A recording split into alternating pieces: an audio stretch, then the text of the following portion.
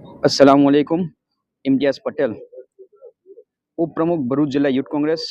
મિત્રો, હાલ એક અકસ્માત નજદીકમાં આવેલ સૈખા જીઆઈડીસી વિસ્તારમાં આવેલ એલકેમ કંપનીમાં બન્યો છે, જેમાં કેમિકલ બ્લાસ્ટ થયા હોવાની માહિતી પ્રાપ્ત થઈ હતી.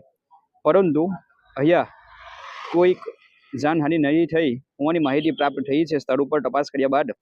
પરંતુ વહીવટી તંત્રને એક વિડીયો સંદેશ દ્વારા મારફતે એક માંગણી કરવા માંગુ છું કે વારંવાર આવા જે બનાવો ભરૂચ જિલ્લા જીઆઈડીસી અંદર થાય છે, તેના માટે એક કડક ઓડિટ કરવામાં આવે, એક એસઆઈટીની રચના કરવામાં આવે, પ્રજાનો જીવ જોખમમાં ના મુકાય અને જે પણ ભોગદાર વ્યક્તિઓ છે તેમને તત્કાલ ધોરણે સારવાર મળે એવી મારો આ વિડીયો સંદેશ દ્વારા માહિતી ભરૂચ જિલ્લા વહીવટી પ્રશાસન સુધી પહોંચાડી રહ્યો છું.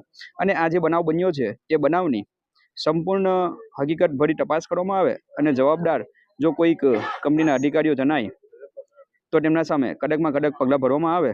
આવનાર દિવસોના અંદર જો જરૂરી જણાશે તો ભરૂચ જિલ્લા યુથ કોંગ્રેસ સાથે ભેગા મળીને ન્યાયિક વ્યક્તિઓ માટે લડત લડીને એમને ન્યાય લડત આપવા માટેનો પ્રયાસ કરીશું. જય હિન્દ, જય ભારત.